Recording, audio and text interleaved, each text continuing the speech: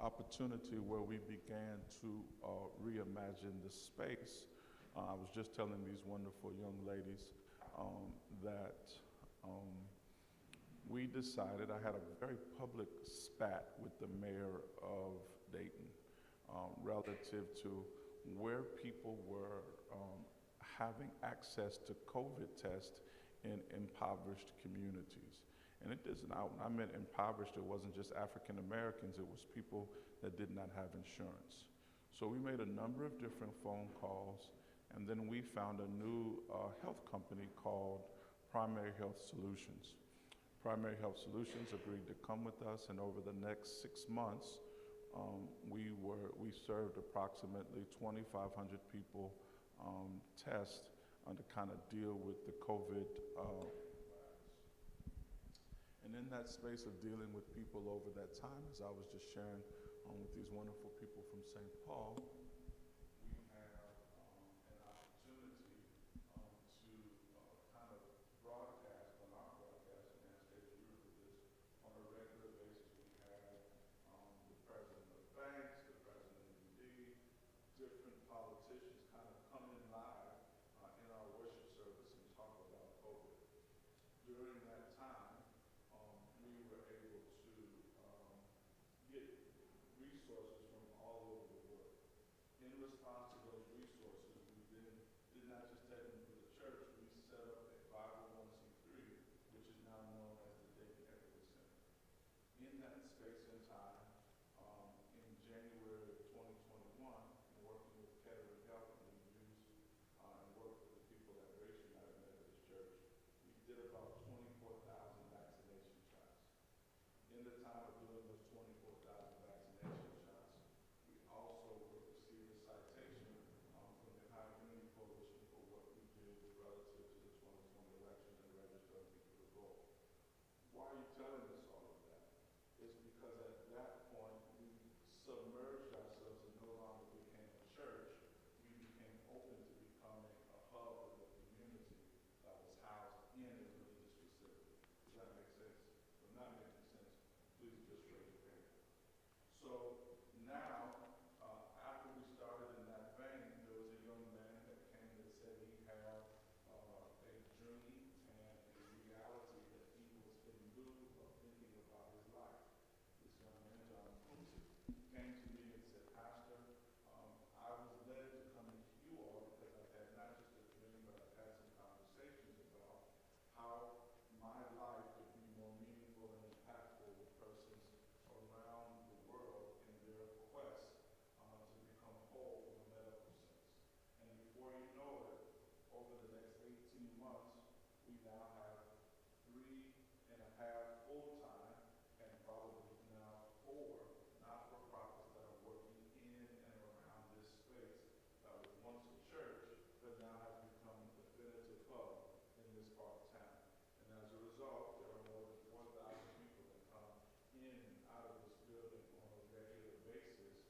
And yet, as much as we care, we feel impacted by that, we have to do something different. And that something different is that we have to make sure we protect not just the people that we serve, we have to protect you. We got to protect you. We got to protect you. I'm not sure about Charles. But we got to make sure that we build a firewall of safety to do the work that we do to protect each other.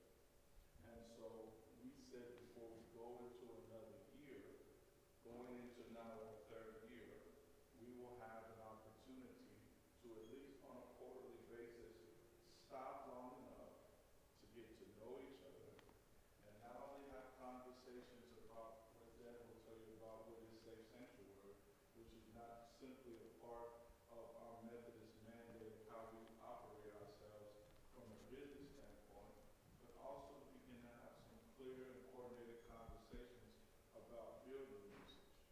So here today we're meeting here at Mckinley. You'll see and we'll talk about some of the building issues and we'll have a conversation to talk about some safe sanctuary.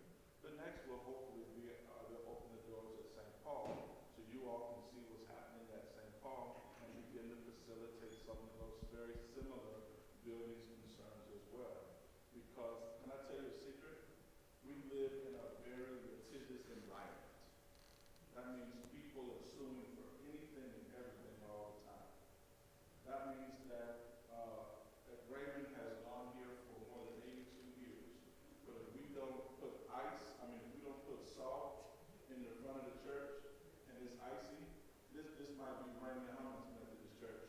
and that Mckinley is not a Methodist church.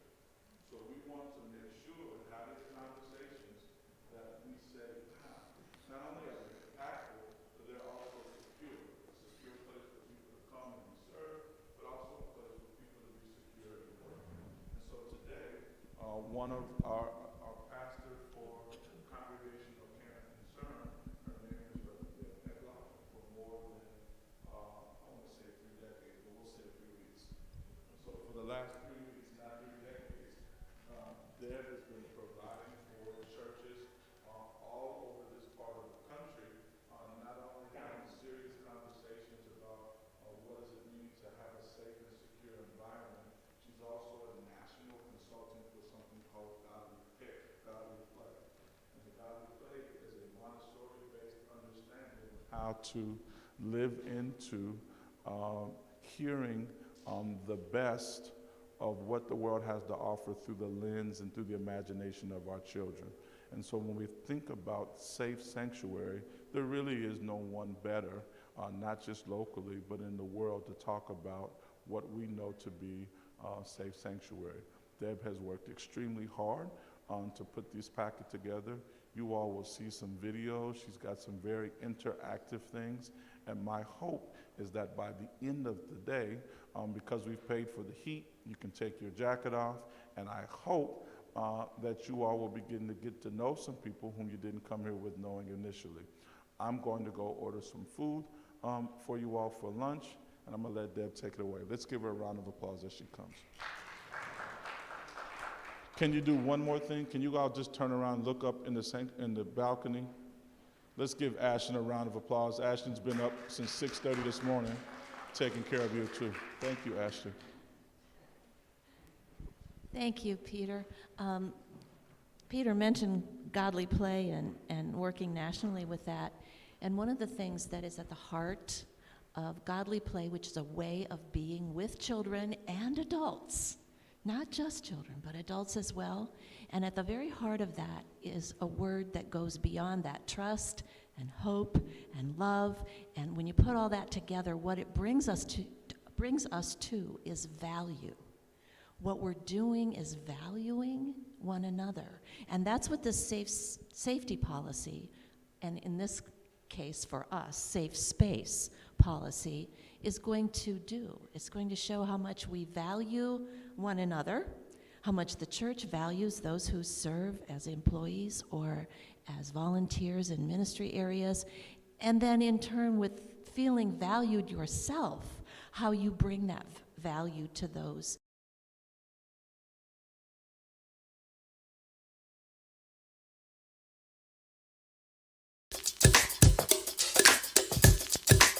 All, which is the policy that you have in the orange packet. It should be the very first thing in there, because I want you to read the words along with my speaking them, because these are very heartfelt words, and I think they'll get us off to the right start. It says there, congratulations. Yeah, congratulations for being here. You are about to embark on one of the most fulfilling missions within the life of the church. Within a congregation, there are very few volunteer or compensated positions that are more rewarding and demanding than those involving the care, spiritual nurturing, and education of our children, students or youth, and vulnerable adults. Your calling to be a leader for these people will undoubtedly provide immeasurable personal rewards and insight along your own journey, your own lifelong spiritual journey. So I wanted that to be the beginning place, because it says more than just what you might feel coming to a training on safety. My husband said to me, I said, honey, if I told you, come to a training on safety, what's the first thing you would think? He goes, kind of boring, kind of dry, kind of a lot of information, that I want you to know that there's more heart in this as we do this as the church than there is data and information. I want you to embrace it with that heart and that love and that value. Then I want you to turn page 4. We're not going to go through this whole document, but I wanted to highlight these things as we began. If you look at the second part of page 4, where it says, "We hereby resolve." In other words, what are we doing here? Why are we here? Why are we taking this time? And the 6 points are right there. To safeguard children, students or youth, and vulnerable adults of our churches from abuse. Now, you're hearing me use some terms. As you peruse this document later, you'll find a directory of terms so that you know what these things mean. You probably already know in your mind what I'm talking about, but there'll be a little bit of a help to you to go through that. Number 3 is to reduce our exposure by implementing measures that prevent an environment conducive to inappropriate behavior from ever being created in the first place. So we want to forestall that, make sure that doesn't happen. Number 4, we want to respond to all allegations in a fair and compassionate manner.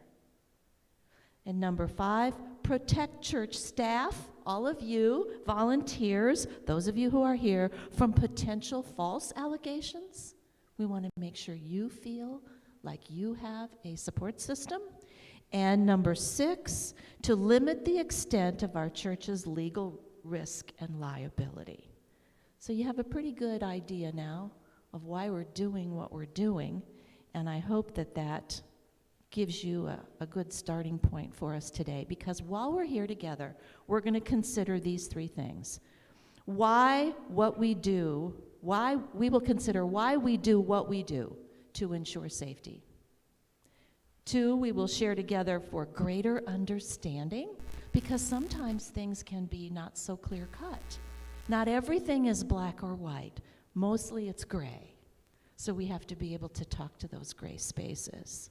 And thirdly, we'll have an opportunity to covenant together to meet the task of creating safe space. So, how are we going to do that? The format is this. We're going to look at a video, and this is a beta test for us, because the long goal is to put all of what we're doing here to train folks online. You know how it is to get up early and come to a place and have an in-person training and expect to have a full room. That doesn't happen today as much, does it? So if we can put this out there online, more people will have access, and they'll be encouraged through the information online to talk to people if they have questions. There'll be an opportunity to hear the basic heart of this information and then take an assessment. So you are doing something for us today here at McKinley by being here and watching the videos and giving us feedback on them, because I'm going to have a little feedback sheet for you later when we finish up. But I want you to kind of help us. So you're really doing the learning, and you're also a part of the team that's producing what we'd like to end up with, so people can train in person or online. So there'll be a video, and then we'll take a few minutes to just hit some highlights that are in that video, give you a chance to chat with your neighbor, and we'll do a little bit of sharing around that, and then we'll move on. So we have 3 videos, and they're not long, and that was the intention. We didn't want to have you go to sleep and snooze through what's going on, and I tried really hard to bring that heart and that value and that love that we're talking about to the topic through the videos. So if you don't feel that, I want to know that, because we'll just keep tweaking it. I don't imagine these are final at all. We're just moving along to the next thing. So the very first video and the very first part that we're going to embark on is our sacred call to safe space, because this is sacred space. Any space where we come to value each other and to be valued by God and to value what God is to us in our lives is sacred space. And because our church is sacred space, what we do here is a sacred calling. So that's the first topic.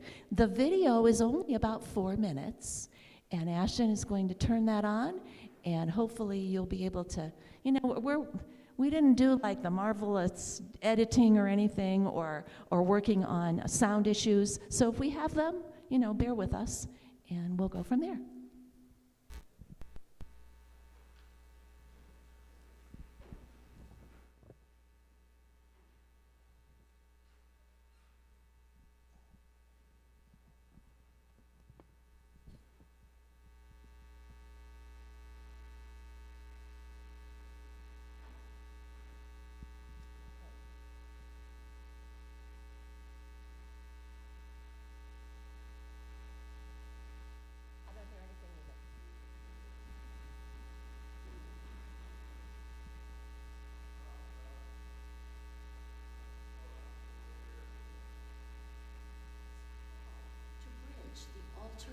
To the world, I am so happy to be able to support this safe space process. So thank you for taking your time to come and complete this training. You have been invited to learn about a process of caring. Welcome, friends, to space training with McKinley United Methodist Church. Our time together today supports our ability to serve and value children, students, or youth.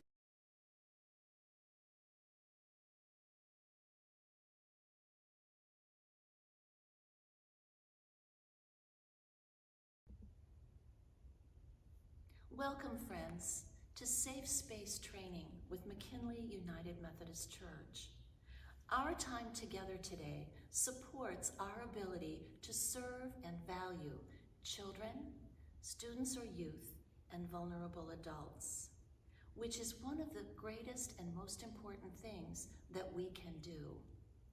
As a member of the clergy team here at McKinley and an ordained deacon with the United Methodist Church who is called to bridge the altar to the world, I am so happy to be able to support this safe space process.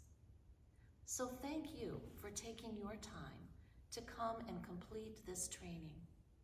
You have been invited to learn about a process of caring for those in our midst in order to provide a sense of security and comfort for children, students or youth, and vulnerable adults. Throughout this training time, you'll be acquainted with our safety procedures and our best practices. You will also complete a brief assessment of the material presented. You'll be asked to complete an application, a statement of faith, and to receive a background check. At McKinley, we have a sacred call to make this, all of it that you'll hear today, a priority. So we begin here in our church sanctuary where worship takes place. And we begin with a scripture passage from Psalm 127, verse 3 in the New International Version of the Bible. And the text reads, "Children are a heritage from the Lord, an offspring, a reward." These words from Scripture remind us that it is true that young children, students or youth, and vulnerable adults are truly God's gifts. And as an employee or a volunteer, you are a guide in helping those we serve know how much that they are loved and to know that we value them. We are committed to help those we serve for each one of them, that they might have the opportunity to feel safe, loved, and protected. Each one must know that when they are safe, they are valued. When they are loved, they matter. They make a difference. And when they are protected, they can be heard.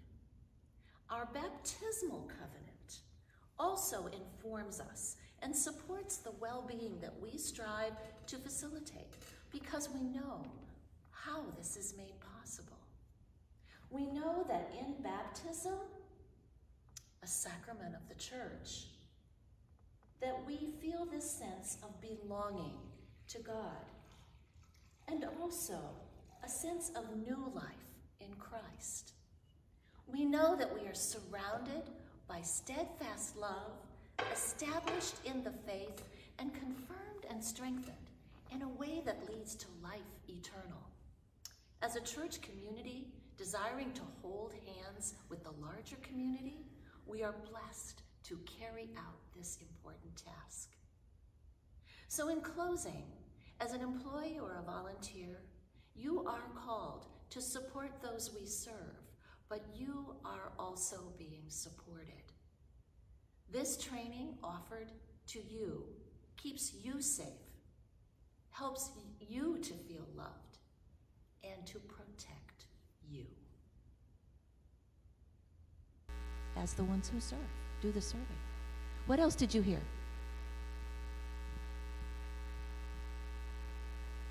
It protects. It protects. And that's a word that it has so many ways that we could delve into its meaning. But protection, in as we see it theologically in the church, is about how we're protecting not only our physical selves, but our spirits. It's a holistic thing. Mind, body, and spirit, that protection. Did you hear anything else? You probably heard some words. Assessments, background check. I don't want to avoid any of those, because those are some of the things that we'll do for that protection.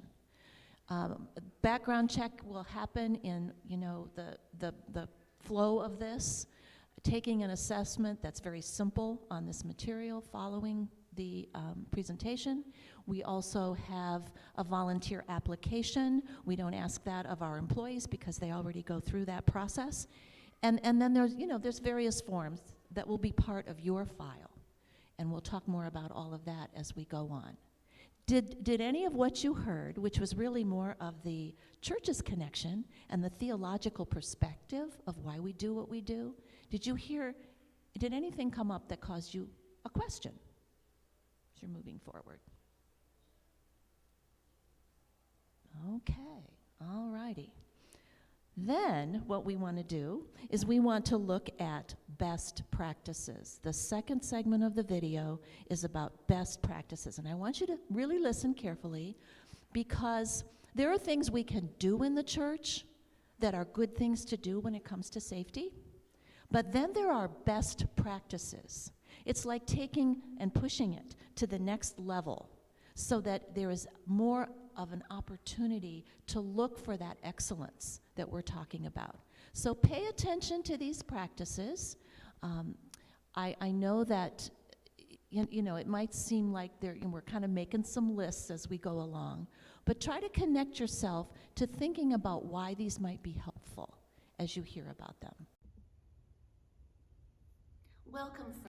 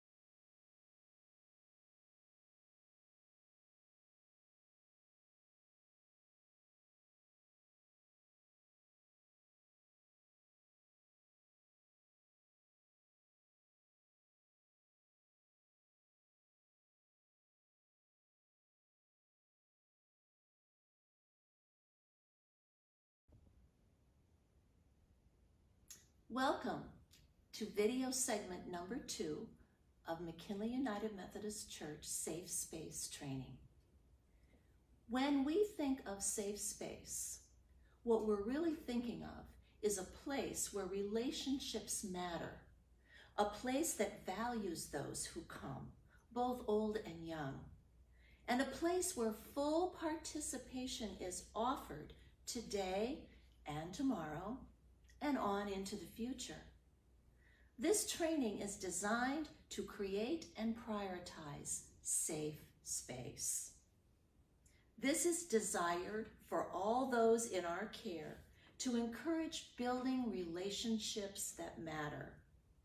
Valuing those who come to our building lets them know that they are a part of the whole life at McKinley United Methodist Church.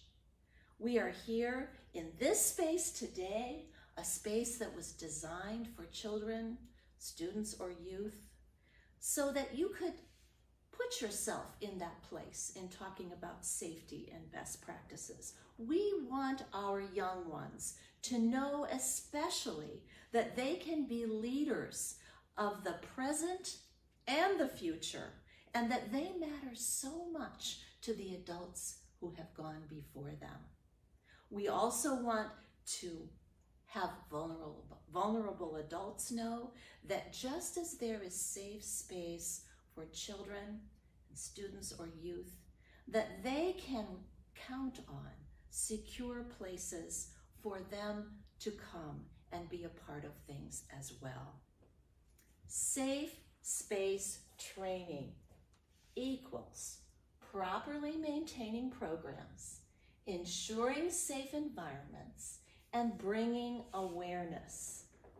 So proper maintaining of ministry programs is best practices designed to ensure a secure environment for personal growth and the building of relationships one with the other.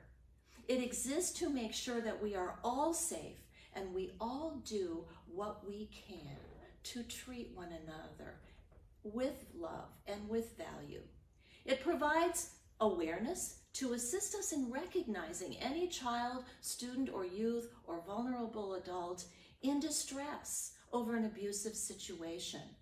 People of all ages need to be valued so that growth can take place. If something hinders a person's ability to feel valued, we are called to be aware and do what we can to empower change. We all want safe space. So we have a policy. The first part of our safety policy includes best practices for all ages in all church-related activities and venues. These preventative measures are put into place to hinder inappropriate activity. Guidelines are there within that part of the policy specifically designed to help us with children birth to age 12, and then students or youth ages 13 to 17, vulnerable adults, church staff, and volunteers associated with the ministries of McKinley Church. The second part of the policy lays down what we need for procedures for a response team to form so that investigation can take place around any known abuse. It establishes appropriate ways of responding to alleged, reported, or suspected incidents of abuse. This is where we will talk more in video segment number 3. So now, let's look at a summary of the preventative measures or best practices. As you think about these best practices or preventative measures, just think about numbers, because we're going to look at some numbers that maybe you can remember those numbers and attach them to those best practices. Let's begin with the number 18 and the number 25. In order to serve in ministry as a volunteer with McKinley or to serve as a staff member, we require that our folks be 18 years of age or older. If you are serving as a volunteer with students or youth, you must be 25 years of age or older. Whether volunteer or staff, that is recommended. There must be 0 convictions of a crime against children, students or youth, or vulnerable adults. You must have a relationship with McKinley. The recommended time frame here is for 3 to 6 months before coming on in volunteer service. This does not apply to employees. In our setting here at McKinley, what drives every ministry and every activity is the two-person rule. Two unrelated volunteers or staff members, in addition to a roamer, someone who is recruited to be here as a third person in the event that one of the volunteers is absent, or if there is an emergency need. Having a roamer on call is a wonderful best practice. Best practices are those kinds of things that you think about when you think about, what if something like this happened? What do you really want to have in place when you have an emergency or a situation and you want to be as safe as possible? One of the things that arises in our situations at the church sometimes is mentoring or counseling, which happens in a one-on-one setting.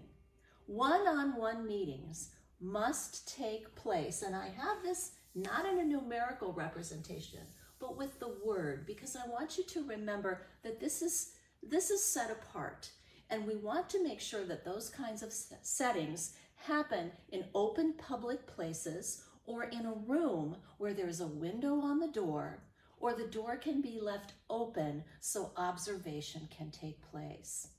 These interactions also require written permission of the parent or guardian in order for them to take place. Now, what about restrooms? Restrooms are something that can be sometimes a head scratcher for people as they're serving, especially with children in ministry. This is where we go back to the number 2. We always want to have 2 adults whenever a child needs help in the restroom. If there is not help needed, one adult can stand outside the door with the door propped open, and another adult can be in a line of sight. But if a child needs help, 2 adults are required. That third adult in a line of sight would be wonderful, so that there is not any question about what is going on as the child is being cared for in that restroom situation.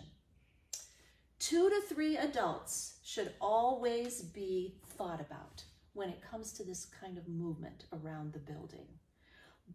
Best practices for disciplining amount to this: no physical discipline. If there is a problem, children should be separated or removed, and that's where a roamer can come in very handy. Someone who can be called upon to sit with those children who just need maybe a cooling off time. Next, we should never have a situation where in our interaction, one with the other, whether we are volunteers, staff members, or working with people who are coming into our building, there should never be a situation where sexually oriented humor or language is used. No derogatory or demeaning comments should be made about race or gender or sexual orientation. No undesired or unwelcomed physical contact should take place. And there should be no inappropriate comments made about clothing or appearance or about mental or physical abilities. No inappropriate requests for outside social interaction is appropriate as you are connected in ministry here at McKinley. There should be no ridicule and no individual gift giving. Without the knowledge of a parent or a guardian, gifts are fine if they're given modestly and they're given to everyone. Well, to help you in this work and to help you with this best practice concept, please know that all ministry area leaders and supervisors are well versed in this and can have conversations with you. But to help yourself remember and to work within best practice measures, remember, prioritize healthy relationships and strong values, and focus on full participation. Because if you can do this, you will be well on your way to helping us meet this priority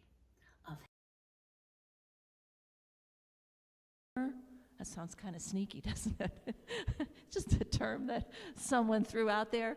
But the word roamer really is kind of the ideal concept as you're thinking about putting yourselves out there for people, especially with little children, because most of our churches, a lot of our churches, are smaller.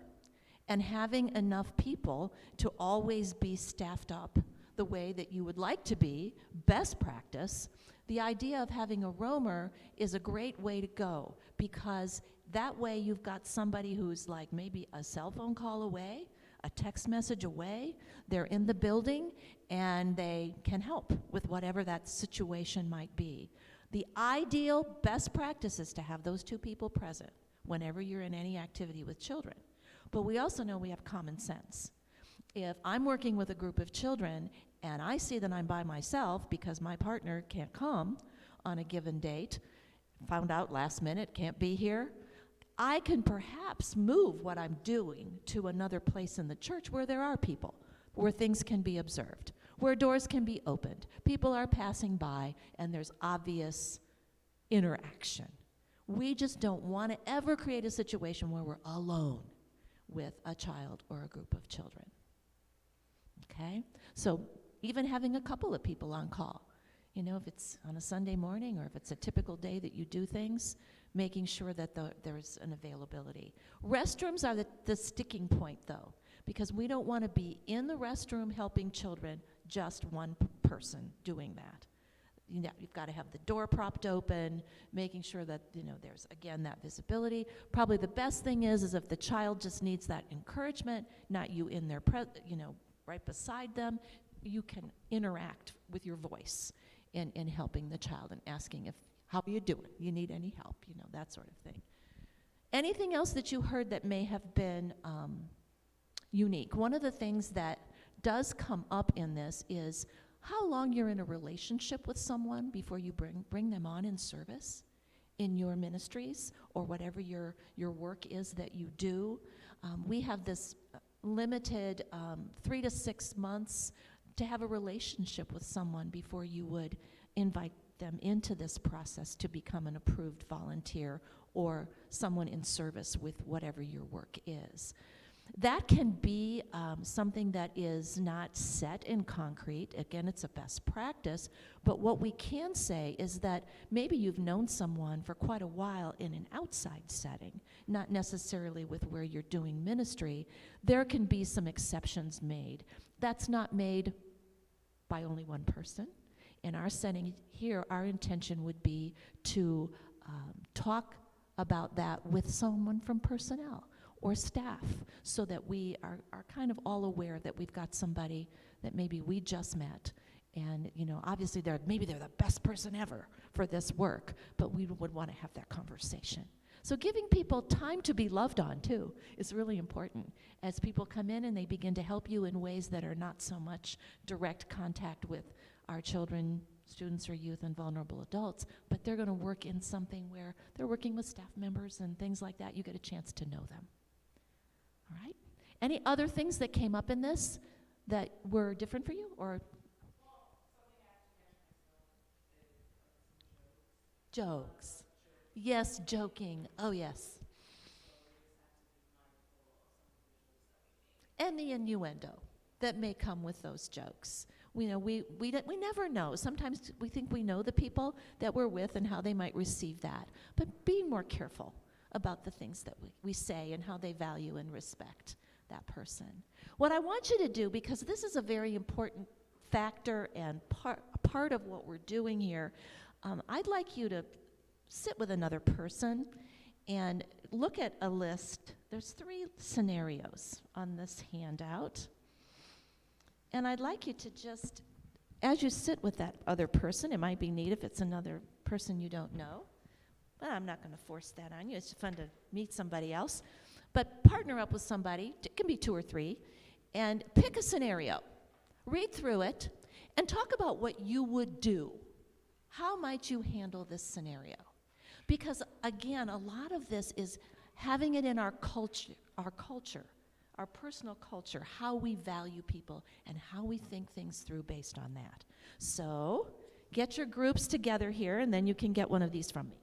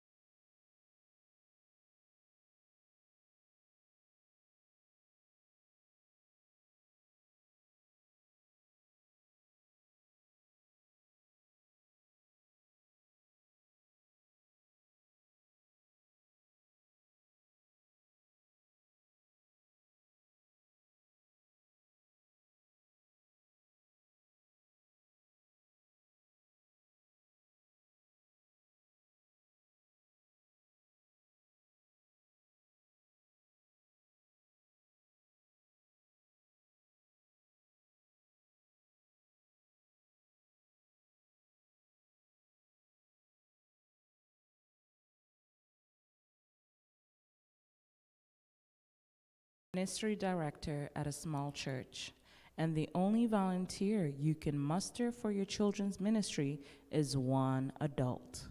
You know the safety policy calls for 2 non-related adults to serve together, but no one is coming forward to help. What strategies or options could make for a safe environment?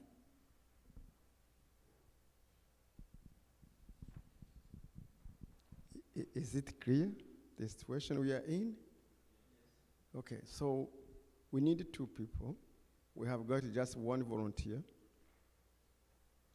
And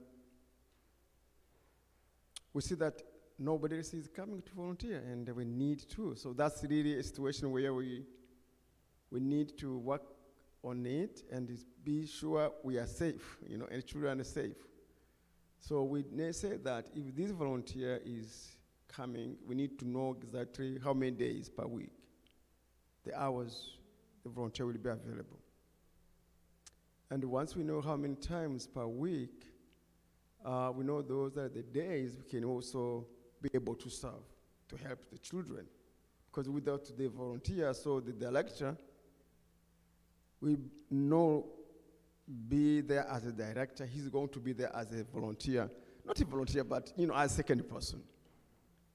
Now, that way, if the volunteer is around, the director also should be around as second person.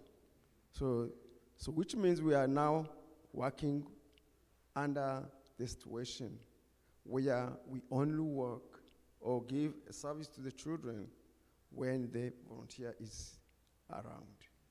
Anytime he's not around, we are giving days off, or we are saying, okay, we are not working today. That could work until we get another one. Now, another option, we really ask people, merciful people, to come around and help us if they can be around. Otherwise, that's the only way we can do meanwhile.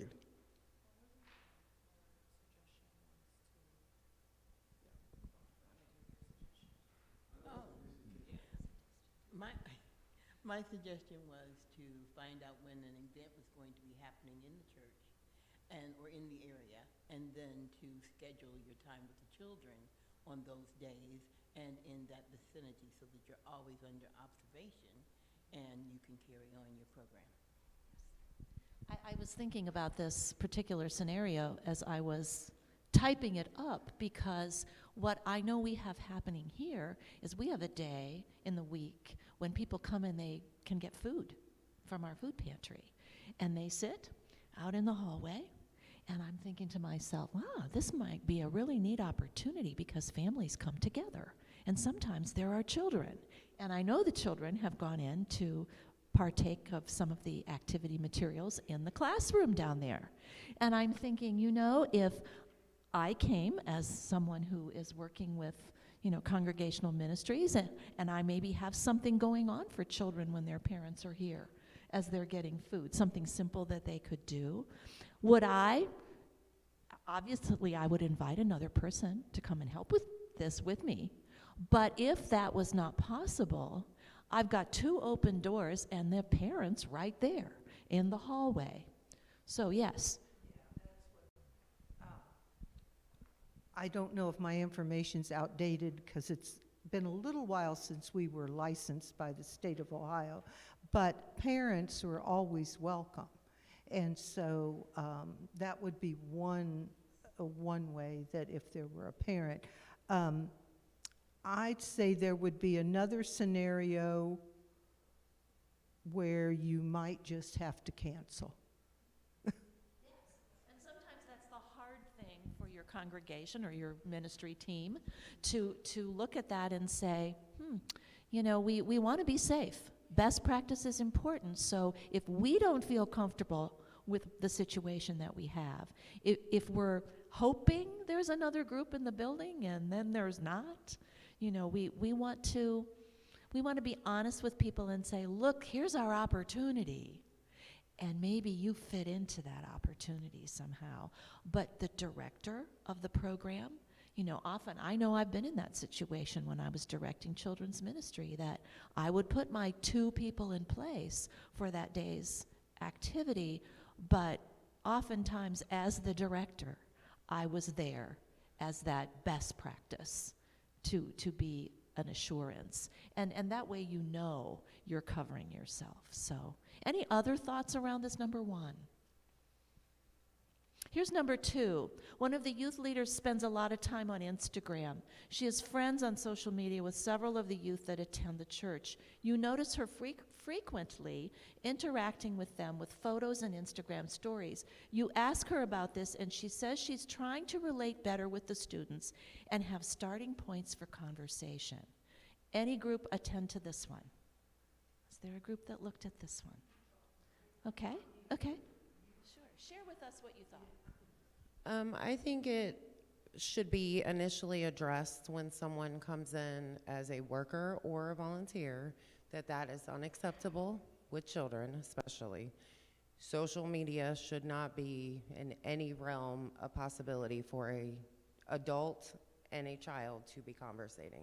I don't think it should happen. And if it does, then she needs to be addressed that is not appropriate, and if it continues, then I think she should have to be removed from whatever position she's doing. Because that's, yeah, I mean, you know, with other jobs, I've worked for FedEx, we weren't even allowed to post things on there about our job. You know, your job should not go onto Facebook. There is a lot of, you know, personal information that you end up, even with the church, that you end up finding out and you are entrusted with, and that should never, ever go onto social media or be talked about with others. It's not okay. One of the things that was mentioned in the best practice is that we're not to be encouraging outside relationships with children, students, or youth. And that definitely was a way to encourage those outside conversations. I'm sure her thinking was, if they know me better, then they'll come to things, you know, where right. And so you would want to have, and to value that person, remember that little reminder poster that said, value, think about values and the relationships as you're making a lot of these decisions. So how I would approach that person is I would perhaps make sure, that they've been through the training, because they're going to hear that. They're going to hear about encouraging social connections beyond our being physically together. So I would want to know that, do you remember hearing that? You know, that was an important thing. And then I would definitely want to take time with the person and say, you know, I hear you. This is hard to do, to get connected in relationship with teens and students. And can I help you brainstorm some ways that you might encourage that kind of connecting and help you build those relationships in other ways rather than through Instagram? And many places do come right out and say it. Social media is not a part of what we do, and so that's something you can consider. I mean, that may be something that is in retrospect and reflecting on all of this as we are getting closer and closer to putting things online, that we might want to add that, you know, social media, there's not a place for that in what we do. It's not our focus. So, other thoughts, anything about this particular issue? Because it's a big one. It's a big one. Then you can pass it back to Lindsay when you're done. This, I think, relates. A friend of mine is on the leadership table for the conference, and a report was brought in about youth, a survey of youth, and the 3 things that they wanted most. And at the top of it was a safe space and more time with, so they're not maybe even realizing all the time that's spent on social media that they're wanting something else. And so when they got into small group, my friend suggested meditation, and the other people said, oh, you know. But I think if we offer an alternative in the meeting space of so people aren't just all sitting around looking at each other and with their nose in the phone. Yeah. We're not just sitting there looking at each other, you know. There's more to it than that. I have a question about the use of social media. For example, if I came here to church and Pastor Ashton was able to publish the link for the church service or the training like this, I think there is a possibility for people to share like the link to their personal Facebook page. And I would like to know if I share, for example, the training like this or the church service link to my personal page is fair, is good. I would say yes, it's the content and the intention. Because the intention, what you're talking about, the intention is training and awareness around all of these issues. But if we were doing something on how to get onto Instagram and how to use Instagram with your teenagers, and I mean, people have done that. But I think as a church, we want to offer something different.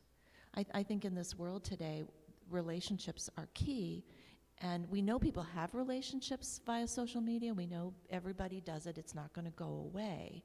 But what are we doing to reinforce something that goes a little deeper and becomes, more than that distance that sometimes you can feel by being separated? I think social media is great. We need to have it. It's done some good things for us. And I just think we need to be healthy in how we use it and how we recommend it. Yes, it's the word healthy. Yeah. Okay, the third scenario. Someone is getting married at the church and having a reception close by. The mother of the bride tells the pastor that they are planning to offer child care at the church during the wedding and reception. What guidelines should be established? Did anyone look at this one? You did? Okay, we'll start here. We'll work our way back. Okay, we went through this scenario and we think that if there is like a person offering to take care of the kids, this will only happen if we are convinced that we have a safe space where that will happen, and then we have the right people. So in that, we brainstormed about that, and we were like, we will first see if we have like a big space, big enough to accommodate the number of the kids, and aeration, weather, and it has to be accessible, as we said, like people passing by, and so that we are aware of what is happening there.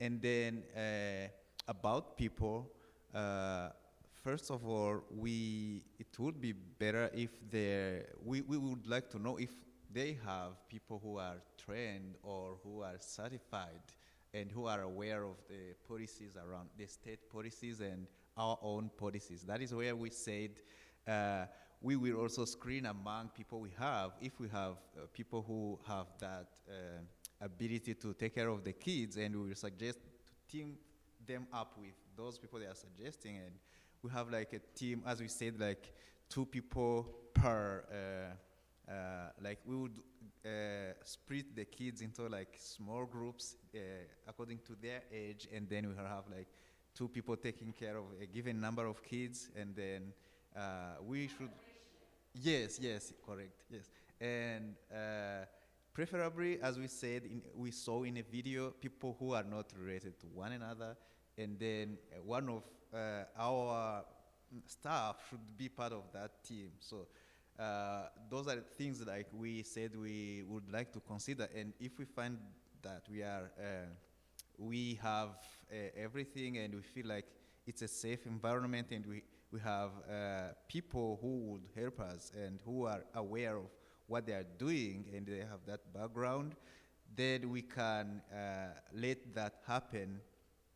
Otherwise, we would have either to cancel or just, not do it. Unless I forgot anything we discussed. Actually, I joined the discussion when it was about to end. But my idea was, if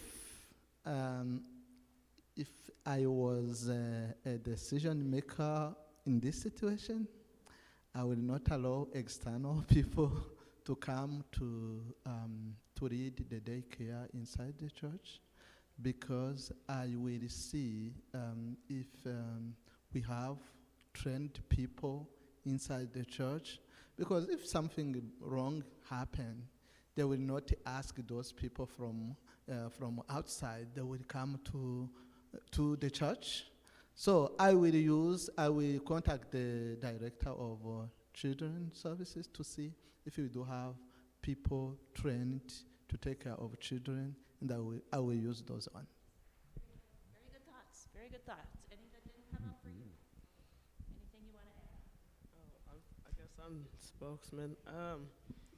Some of the things, and please tag in, I might forget, I wrote it down like in 2 seconds, is like acquiring the proper forms from the church office, like securing the space, making sure everything is just proper documents from the office. And then like making sure you have like actually qualified people that are qualified to take care of kids, even if they have little to no experience in the child care health industry, just making sure they actually know how to take care of the kids, making sure they went through background, all the proper checks before they are qualified to be alone with your kids. And then having that space that's like open, like the sanctuary, for example, open doors, just anything that is accessible to the parents in case they need to get their kids in an emergency. We also would need to know approximately how many children, so we would know how many people need to be there.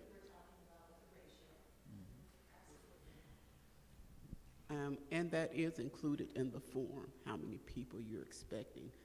We probably need to make some adjustments to it in reference to children and the amount of adults that need to be present. And that's something that's often missing from the wedding planning that's going on, to even ask that question. I think we need to be asking that. We also think about of cleanliness, how to clean the space of the kid. We think about of bathroom, how they will be cleaned, and to get the children how to they will be cleaned. And also we think about to contact the office or the office of the Mckinley to choose the right people to do so. Thank you. Yes, great. I'll tell you what this situation is. It's kind of a great way to call it out.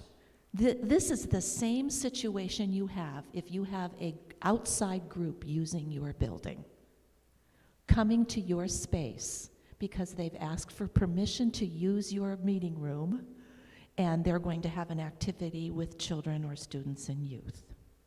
And Dr. Roper's going to speak a little bit about this in the last segment after that video, because that's something that's really important. We need to make sure that groups that come in are aware of our policy. They have a copy of it.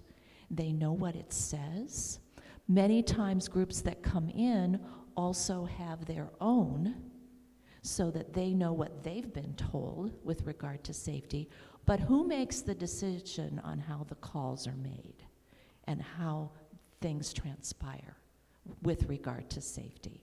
And so Dr. Roper's going to address that later, but it's a really important question. You need to understand with outside groups how this goes. Now, I know Cynthia, who's in this group today, works with one of our groups that comes in from the outside. The person who leads is connected to our church, but many of those who come and participate are connected in all kinds of ways. So it really is an outside group using our space. But we've got a representative in Cynthia as she attends that group and works with it. So we really have to be careful how we handle that. So that's one that may come up again, this subject, after we have the next video. But it really begs that question. What are we doing with groups that are coming to use our space? Okay? All right, the last video segment has to do with care and response. This is the longest video. It's about 14 minutes. And when we're done with that, we're going to look at policy in terms of the forms and the documenting that we do in the event that we need to care for people. So let's take a look at this video. I hope it's not the blooper version, because I think there's a blooper version out there. I had many blooper versions with this one. This one was I don't know, I guess I was tired. But this is on caring and responding.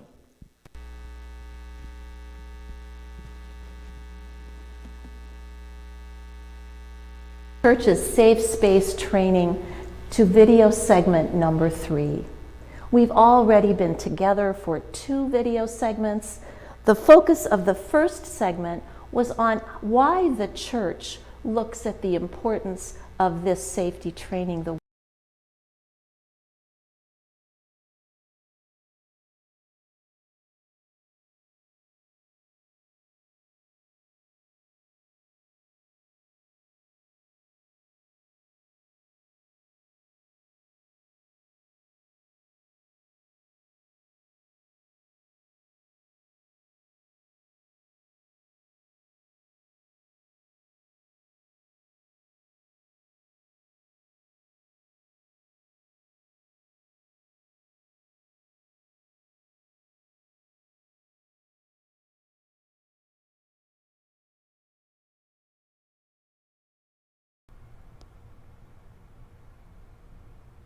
Welcome to McKinley Church's Safe Space Training to video segment number 3. We've already been together for 2 video segments. The focus of the first segment was on why the church looks at the importance of this safety training the way that it does. This speaks very much to what we believe we need to be with others in the church, and our understanding as Christians comes through very clearly as we look at safety training. In the second segment, we looked at best practices, practices that help us to be with others, to serve others in our ministries and our activities, so that we can do that in the best way possible, showing the love that we need to show, that we are called to show as the church. This third segment is all about how we care for others and respond to their needs. And we're going to do that through the word safe and through each letter in the word. Now you're probably thinking, wow, those letters are huge. It takes over the table.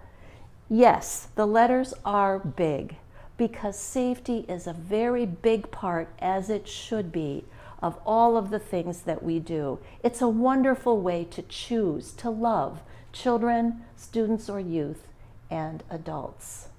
So let's take a look at each letter. The letter S is for serious love, because love, as we've said, is where everything begins. A is for attention, because in order to care for people, this is very much a part of what we're looking at today, we need to pay attention, focus on care, and we need to be able to give that attention through proper documentation and the appropriate forms so that people are properly cared for. The F is for full compliance, and this is important for everyone, for our staff, for our volunteers, and for all of those who are a part of our ministries, leaders and participants. The E is for effectiveness, because you know that in order to be good at what you do and to serve in the way we're being called to serve, we need to put effectiveness as a top priority. So now, why don't we take each one of these apart and take a look at them a little more deeply. Serious love. Serious love defines the work of the church. It's first in any relationship, and it defines the character of God, as well as the mission that we are about in the world. In the Bible, we read that as Christians, we believe that we love because God first loved us. We can find that passage in 1 John chapter 4, verse 19. And then in 1 John chapter 4, verse 11, we read, because God loves us, we ought to love one another. And as Christians, we act out of that love. The idea of that love, which is that if we do it well, love never ends, because this love comes from God. You can find this passage in 1 Corinthians chapter 13, verse 8. So, at McKinley Church, love drives all that we do in community with others, whether it be in the church or outside of the church, doing the work that we are called to do. Giving attention.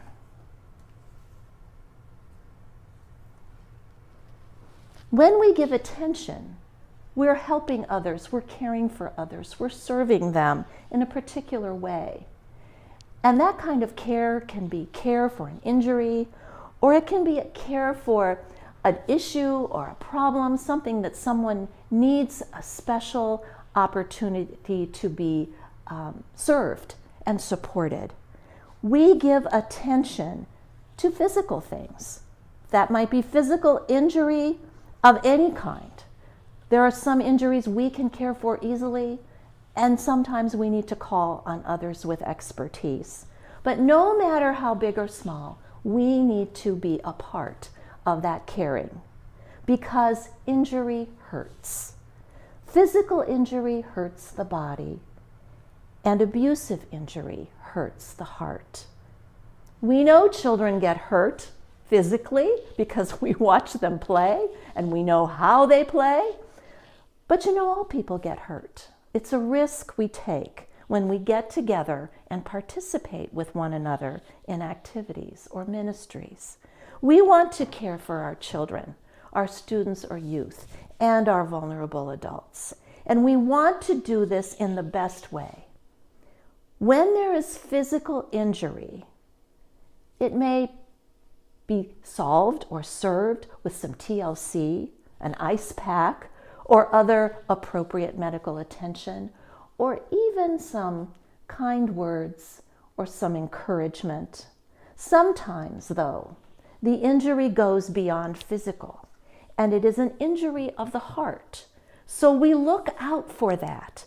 We look out for things, and if you notice anything unusual in a person, from a bruise to a change in their personality, appearance, or behavior, be a voice and speak up.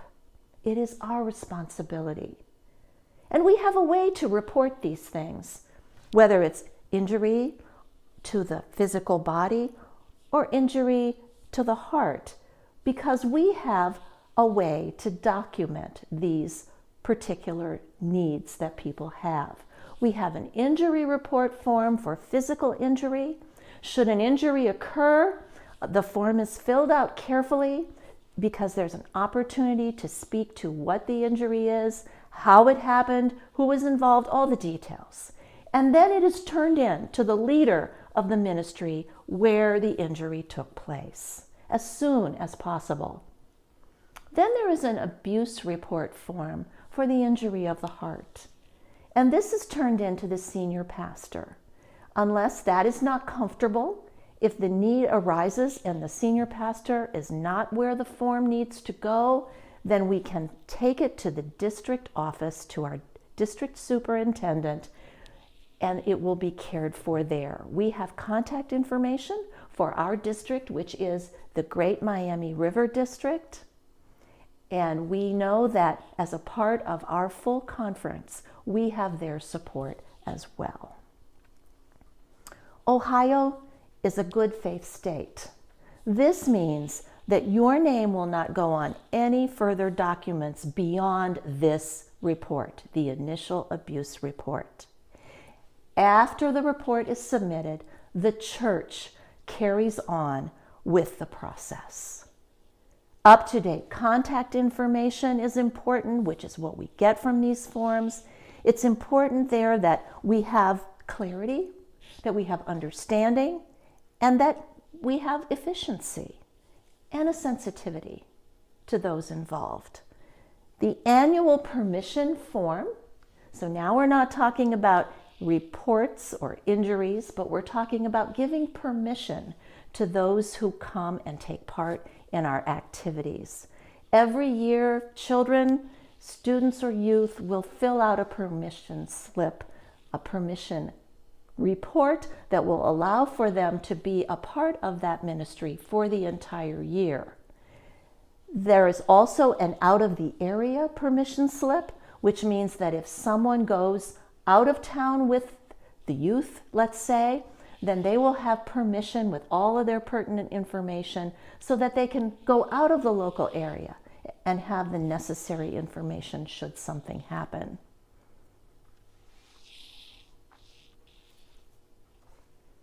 Full compliance affirms the importance of our policy to protect. Full compliance affirms what we do and why we do it.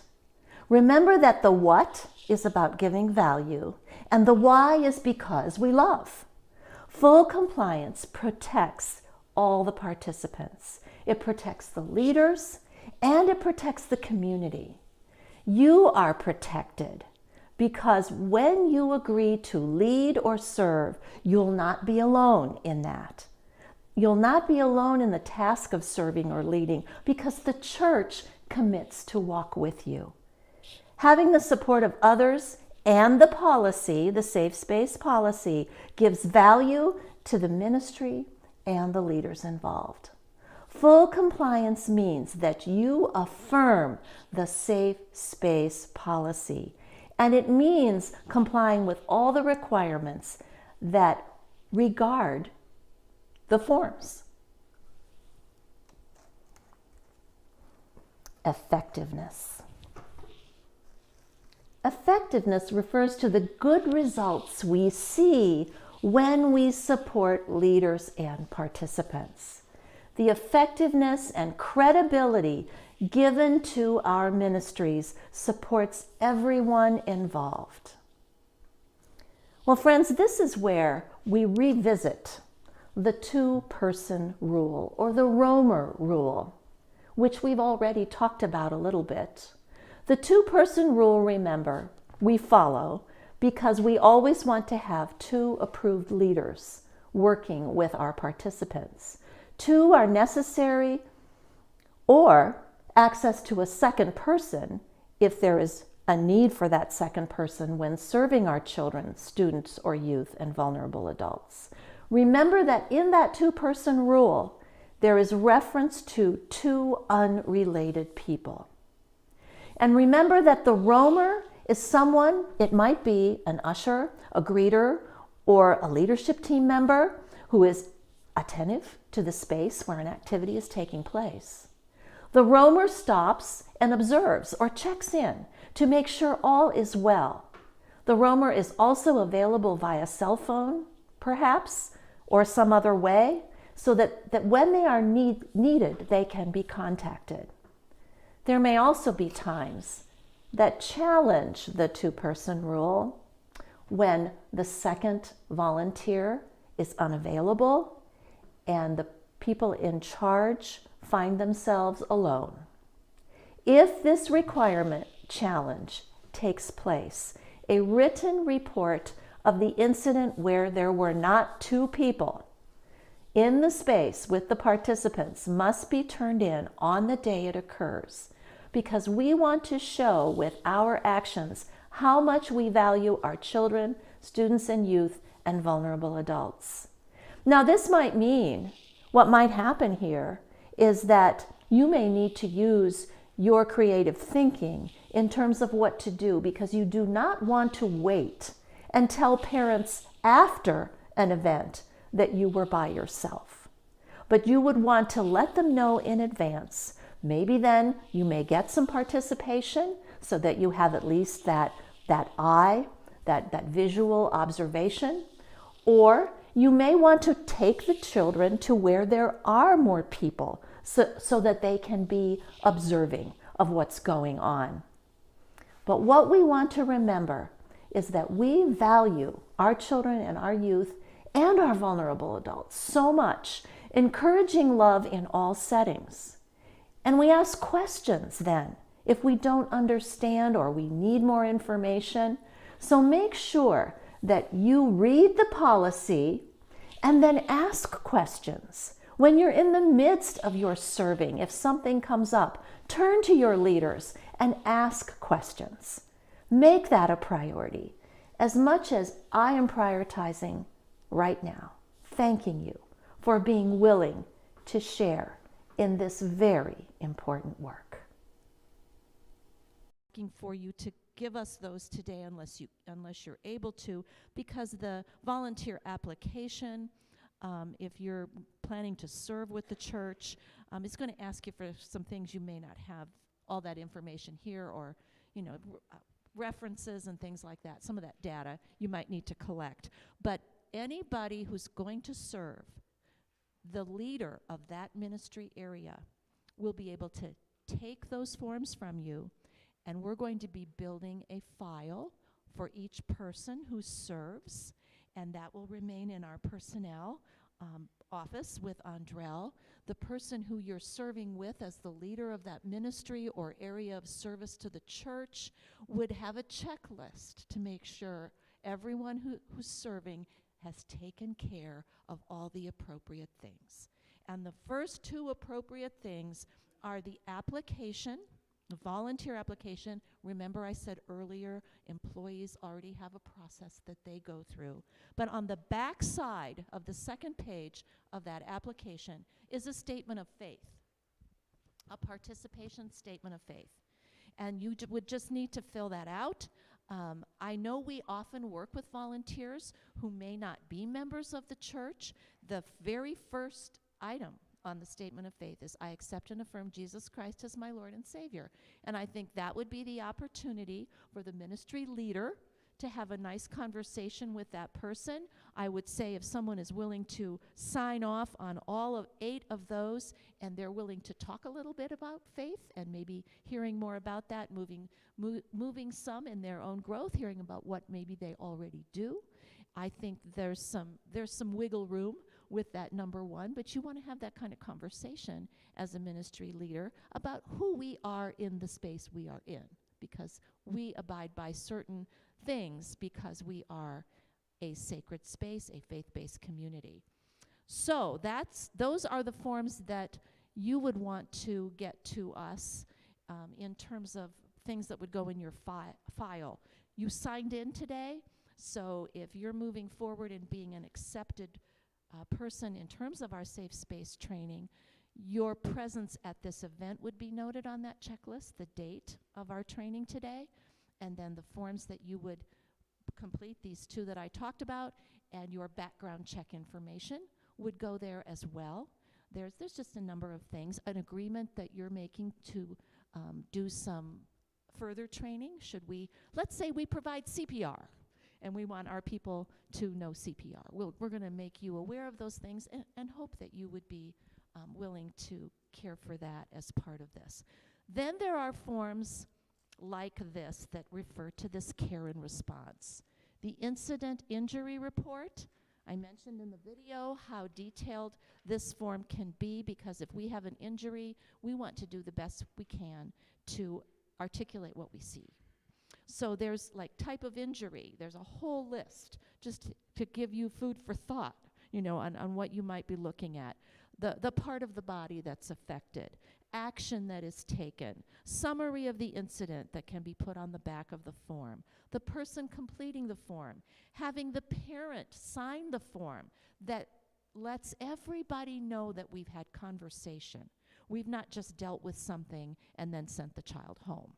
We want to make sure everybody is aware. So these forms are forms for your eyes, and this one, and then the next one is the abuse, the suspected or witnessed incident of abuse. That form, I mentioned in the video how that works, and Dr. Roper's going to talk a bit more about how this, how our conference supports us, our district, in what is going on with this forum. And I already told you in the video about Ohio being a good faith state, that your number one obligation is to recognize, have a heart for this, because this is an injury of the heart, and then it goes on from there. The process continues. So these forms are for you to see and know what you would be filling out in the event that these things occur. It is our intention here at McKinley, Dr. Roper and I have talked about it many times, is to have these forms available wherever there is a first aid kit. And our goal is to have a first aid kit in every space where people meet. So, you know, the little tiny first aid kits, they're not that expensive, and we can put them all around the building and put these forms with the first aid kit. Are there any questions or thoughts that came up for you as you were listening? Anything that, before we hear a little bit more about how our conference and district work to support us? And then I told you Dr. Roper would talk a little bit more about this issue of groups that use our building.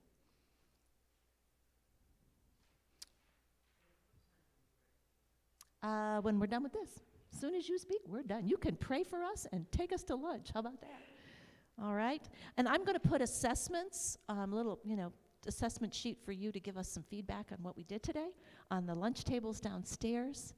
And I think that's all we need, and unless anyone has a question about this segment. No questions. All right. Dr. Roper is our executive pastor here. Most of you have met her, I think. All right. Good morning. Afternoon, almost morning, whatever it is, we're in between. But I've been asked to talk to you about people that use our building or your building with St. Paul, and what are their requirements, what the requirements are for them to be approved to meet in your space. When you have someone that comes to you asking for an opportunity to use space in your building, you need to sit down with that person and say, this is the standards that we abide by. If they have standards, they have to be at least as stringent as ours. They have to meet our standards, and if their policy exceeds our standards, that's fine. But they have to be willing to at least meet the standards that we have set forth in the Safe Sanctuaries policy. I understand there was a question about a wedding, and two people said they would provide their own babysitting, childcare. That's fine if those people have background checks, if they have been fingerprinted, and they need to provide all that information to the venue, to the church where they're having the wedding. All of that needs to be on file before the wedding occurs, because otherwise they are putting you and the children that they're watching at risk. Not saying anything would happen, but we need to err on the side of caution. So we would need those forms filled out and presented to us prior to the event occurring. And if they have, and then they have to have two people at least that are not related in the rooms where they're going to have the children through the wedding and the reception. But if there's no babysitting going on, just the parents, the kids are with the parents, what if the child gets hurt that way? I mean, We still, yeah, if they're with the parent and they get hurt in the church, there's still an incident report. right. Yeah. We wouldn't be responsible. We are responsible for reporting. We're for reporting. Yes, not yes. for the actual injury. No, you're not responsible for the injury, but we are responsible for reporting the injury. Okay? Yeah. If they're with their parents. And the other thing is, parents, I don't know if you covered this, a lot of times parents will send their kids out to the restrooms. That's a no-no. You can't do that. These children cannot be sent to the restroom alone. We all have places where people come in, and we don't know where people may be lurking or hiding. We don't want to think that's going on, but it happens. And we don't want to allow that to become a really bad incident for the child or for the family. So parents need to go with their children. Any child under, I would say 12 at least, must be accompanied by a parent if they're, yes. Right, right. So you've got to make sure those things are happening. Any other questions, comments? We'll talk a little bit more about this and how the district and the conference are involved in what goes on after lunch, but I think we're going to take a moment, a few minutes now, and break for lunch. And so if you would pray with me, we'll bless the food. God, we thank you for the food that has been prepared that we neither labored for or toiled to get. We thank you that there are hands and feet and bodies that are working to prepare for us even when we're not aware of it. So we give you thanks for all of those folks that prepared food for us. We give you thanks for the abundance of food that you have allowed us to have. And we now go to sharing a meal that we give you thanks and praise for in the name of Jesus Christ, our Lord, our Savior, and our friend. Amen and amen. And the assessments, the real short little assessment on the content will be on the tables downstairs when I get down there, as well as some feedback that we'd love to have from you on the videos so that we can make them even better. This is just a rough run through. And the QR code on the screen. Can you explain that, Ashton? Sure. So if you scan that, if you open up your phone and you pull open your camera, you should be able to hover over that QR code, and it will pull up a link to our feedback form. Thank you, Charles, Rachel. Bless you, bless you. Keep doing the good work. Yeah, it's a very, very simple series of questions. If you don't want to do that, we will have paper, pencil downstairs for you. So if you're like Robin and you these newfangled technologies. It's all bad. These kids these days, I don't understand. The first time I saw a QR code, I was trying to, do it like a Roblox cube. What's that called? Rubik's cube. I was like, is this supposed to connect together? Is this a puzzle? Do I draw in this? Is this a Connect 4 game? Thank you so much for your feedback. That helps us do a better job next time. You don't have to take a picture of it. If you open your camera, you should be able to hover over it, and a little yellow box should appear. If it doesn't, it's not your fault. Turn to your neighbor and say, paper and pencil. Paper and pencil. Take your pen downstairs with you. I imagine you'll have it. It's going to take all your belongings. Lunch is downstairs, and I've nope. Where's it? Where's it done? But he said, open your camera. Open your camera and take a picture of it. Oh, you gotta take a picture? Take a picture Should I of it. look? Yep. Can you grab that mic and just tell What if I folks should online make it right? that there'll be another link sent out, Yes. or you can join us on the McKinley YouTube page. Friends, we're finished with our safe space segment of this. We're going to have, according to your schedule, you'll see after lunch, there is more information that's going to be shared. Ashton's going to be talking about, and I know Andrell has some things too with us for our building, when we're going to go on from there. But lunch is where we're going now, downstairs. We're coming back to this room though, right, Ashton? You want? Oh yes, we're going to actually stay downstairs. Yeah. Okay. I would take your purse and that sort of stuff with you, though. So, yeah. Yeah, you can leave your coats if you want to. That's fine. What do y'all want? Want to come back here? Okay.